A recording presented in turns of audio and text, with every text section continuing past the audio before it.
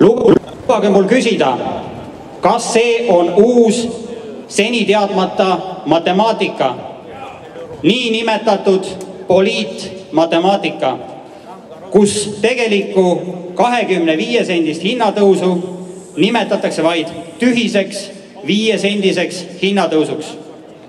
Ütlen teile, et ainuüksi järgmisel aastal tähendab diislikütuse 14% aktsiisitõus kohest hinnatõusu 5,5 senti, millele lisandub käibemaks, seega kokku 6,6 senti. Räägitakse, et 5-sendine kütuse hinnatõus on vähetähtis ning et olukorda on üle dramatiseeritud. Ma ütlen, see on läbinisti väär, sest tegelik hinnakasv saab olema mitte 5 senti, vaid hoopiski 25 senti. See on tänase valitsuse poliitmatemaatika. Täna on analüüsimata kütuseaktsiisi tõstmise mõju kütuse tarbimise vähenemisele ja majandusele tervikuna. Kütuseaktsiiside tõus avaldab lumepalli efektina mõju kogu majandusele, tõusevad toiduainete, kaupade ja teenuste hinnad. Kallinev kütus tõstab ühistranspordi kulusid, tõstab piletite hindu. Majandusministeerium on sellele juba tähelepanu juhtinud. Lisadotatsiooni vajadus on 4 miljonit eurot aastaks 2019. Eriti raskesse olukorda pannakse maal elavad inimesed, kes käivad tööl peamiselt linnas ning kelle peamiseks liikumisvahendiks on auto.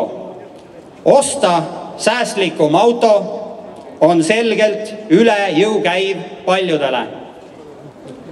Kütuseaktsiiside tõstmisega kaob maksukonkurents Läti, Leedu ja Poolaga. Diislikütuse aktsiis on meil juba täna Baltikumi kõrgeim, olles Lätist 18% ja Leedust 19% kõrgem ning bensiiniaktsiisiga oleme Baltikumi keskmine. Poolaga võrreldes on diislikütuse aktsiis Eestis 13% kõrgem. Vaatamata tänastele kõrgematele aktsiisidele Eestis on tänane madalam jaemüügi hind saavutatud läbi konkurentsi ning tänu parematele sisseostuhindadele. Ma küsin, ehk tuleks diislikütuse aktsiisi hoopis langetada?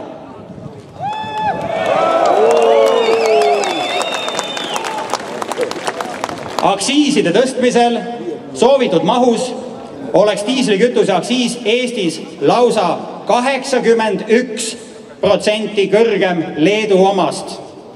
Veel kord tuleb rõhutada, et konkurents rahvusvaheliste vedajate tankimise pärast on ülitihe.